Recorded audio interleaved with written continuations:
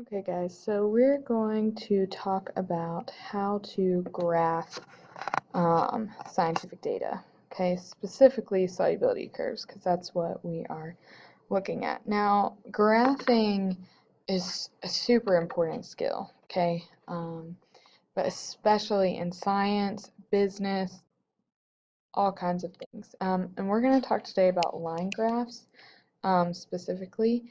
Now, line graphs have an x-axis and a y-axis. Your x-axis is your horizontal. So if you're looking at it like this, you've got your x-axis and your y-axis is vertical. Okay.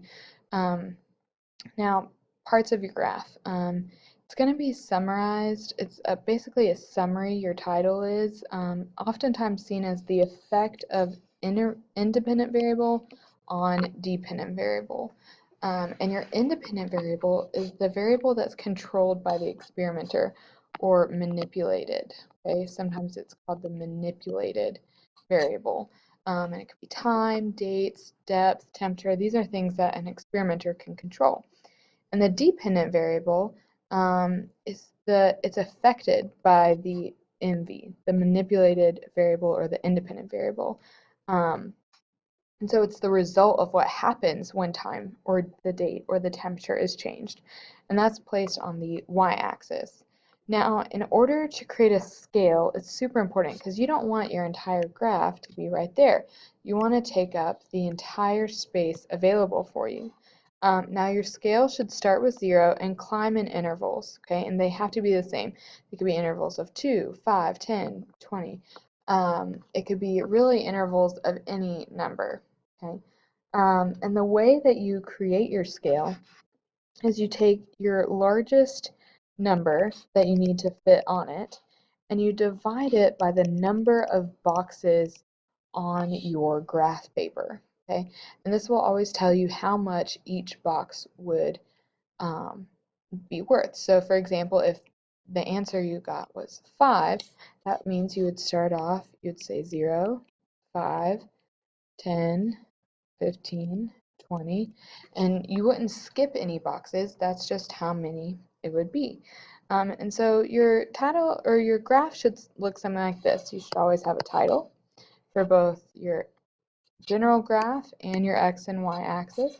You need a scale for both, and then of course you will have some sort of line or thing, data points being graphed. Now, when you are looking at a data table, let's take this one for example, what it would be is we would need to figure out what's our independent variable, okay?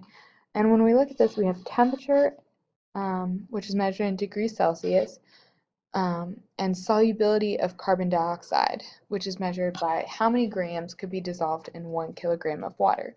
Now, the only thing that a scientist could actually manipulate themselves would be the temperature, and so that would make this my independent variable and my solubility my dependent variable. So that means temperature is going to be our x-axis and solubility is my y-axis. Okay.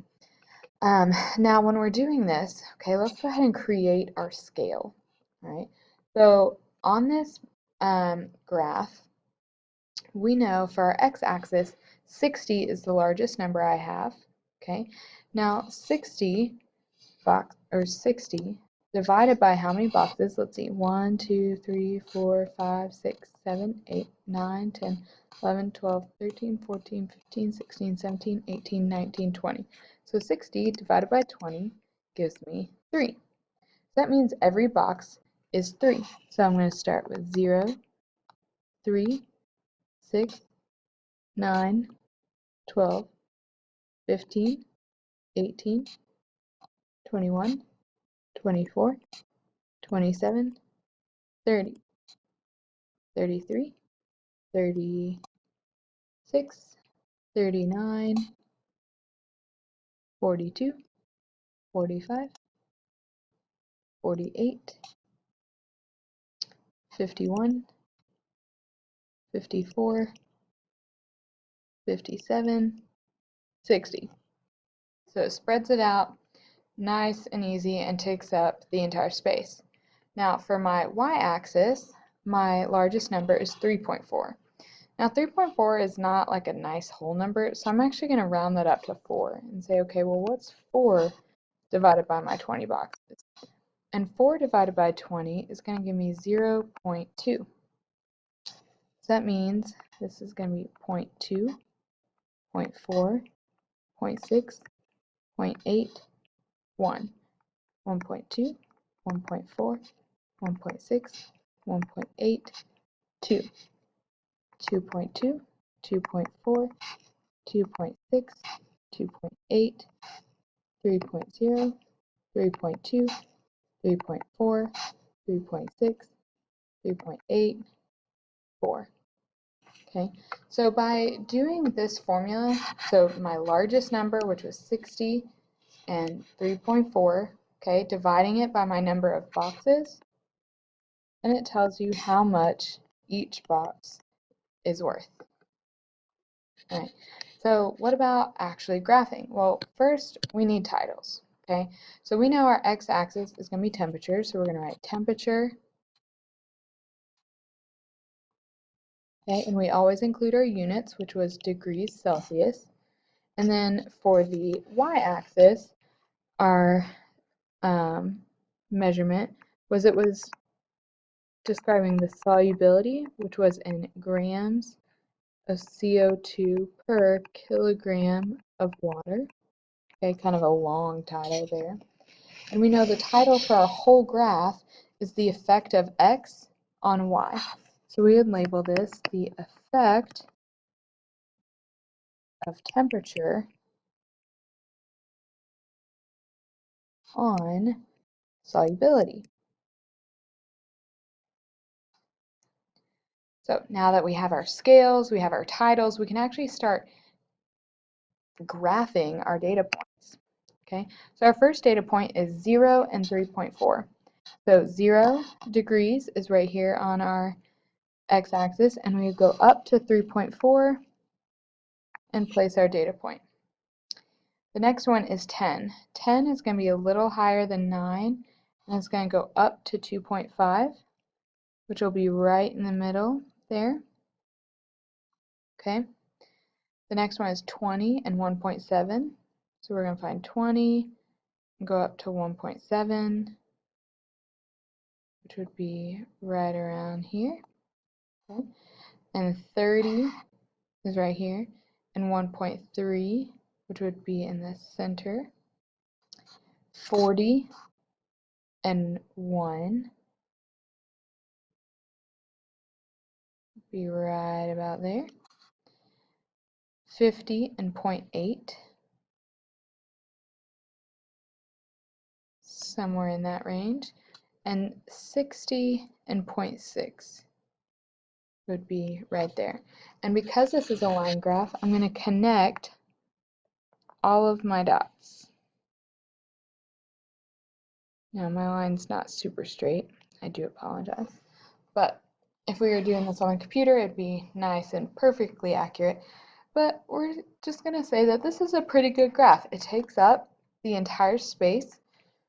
I've got titles for everything, and I have scales. Now we've answered these questions at the bottom, but what about the overall trend for how gases dissolve in water? Okay, because CO2 is a gas, right? Carbon dioxide, it's what you breathe in.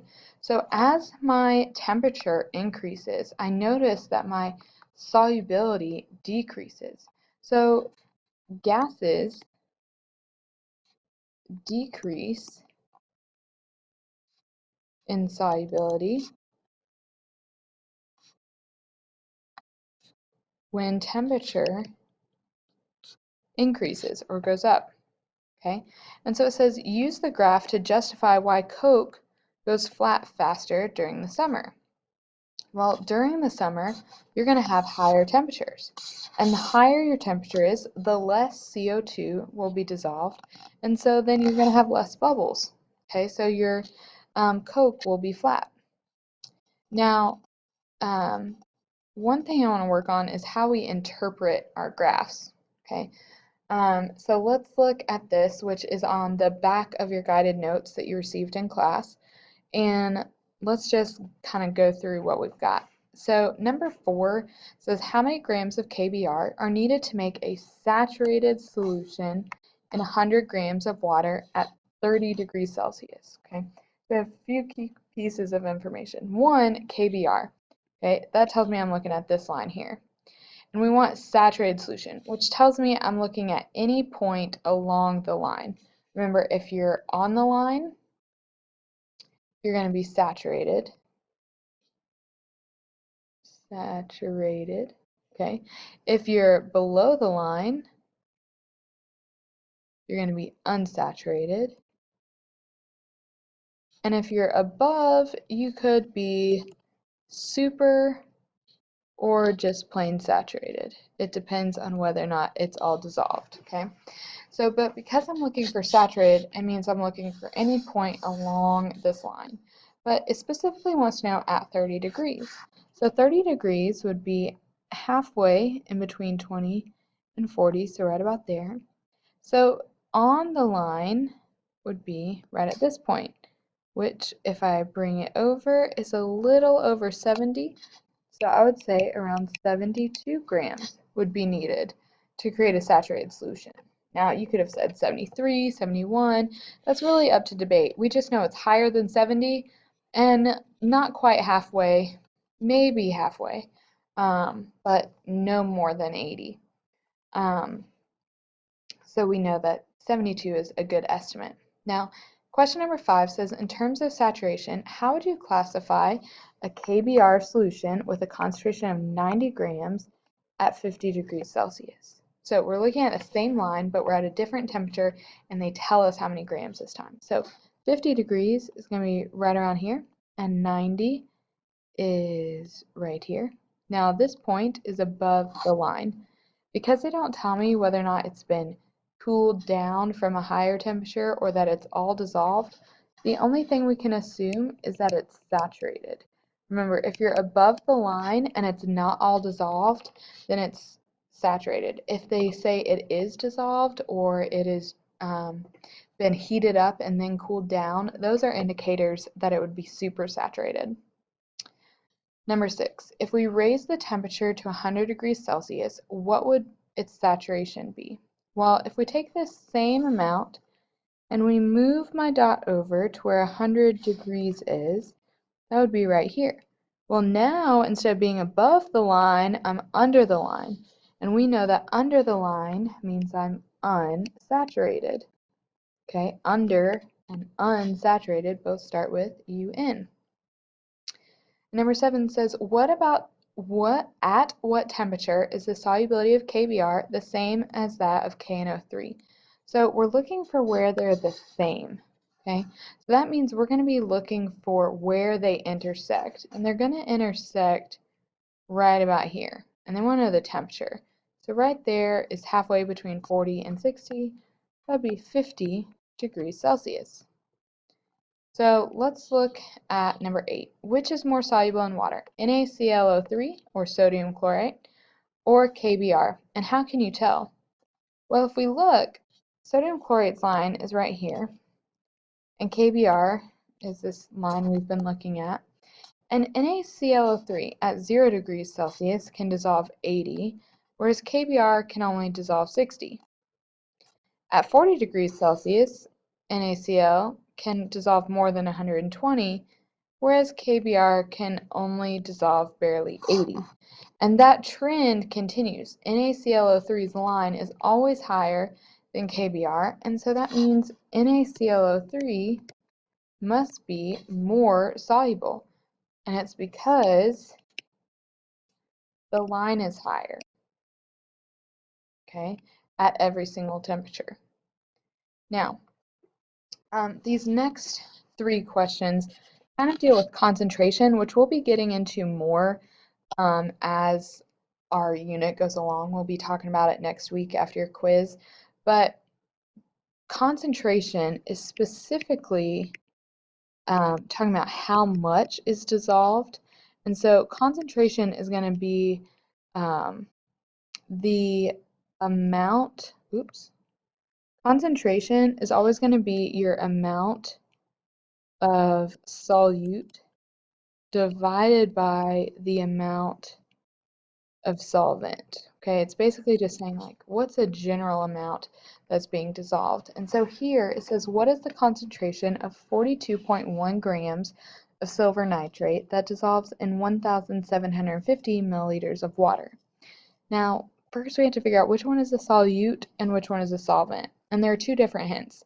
Water is called the universal solvent. Okay, so if it's called the universal solvent, that means it's most likely always going to be your solvent when it's mentioned. But another way to know is solute is generally the smaller amount. Okay, so if we look for the smaller amount here, we see that our 42.1 grams of silver nitrate is probably going to be our solute. And this amount of water is going to be our solvent. So in order to figure out the concentration, okay, we're going to have to take our amount of silver nitrate and divide it by our amount of water. And when we do that, when we, in our calculators, say 42.1 divided by 1,750, we would get 0.024 grams per milliliter. That's our final answer. Okay. Now, in number 10, it says how many grams of salt will dissolve in 350 milliliters of water, and there's a typo there, let's just say if the solubility of salt is 359 grams per 100 milliliters of water. So they kind of want to scale it up. They tell us we have 359 grams for every 100 milliliters. It's like, okay, well that's good, but what about how many is in 350 milliliters? That's the question. Well, in order to solve this, we would cross multiply. So 350 times 359 is going to be 125,650. And we're going to have grams and milliliters equal to, cross multiplying the other way, our 100 milliliters times x. To solve for x, we would divide by 100 milliliters on both sides. This cancels out here, milliliters cancel out with milliliters, and 125,650 divided by 100 would give us 1256.5 grams. So 1,256.5 grams could be dissolved in 350 milliliters. Now, last but certainly not least, it says if the solubility of KNO3 is 180 grams per 100 milliliters, okay, so we have 180 grams per 100 milliliters, which if we actually calculate that out would be 1.8 grams per milliliter. Will 560 grams dissolve in 400 milliliters of water? Well, so when they tell us that this is our solubility, that means this right here is going to be our maximum.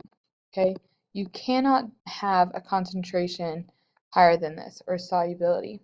So let's figure out what the concentration of this one is. 560 grams divided by 400 milliliters would give us, let's see, what does our calculator say? 560 divided by 400 gives us 1.4 grams per milliliter. So yes, this would dissolve because 1.4 is less than 1.8. So if this is the maximum, it falls within. So it will all dissolve. Okay, so make sure you're studying this and paying attention for your notes, and or reading your notes. You have a quiz next week, which will be over all of this.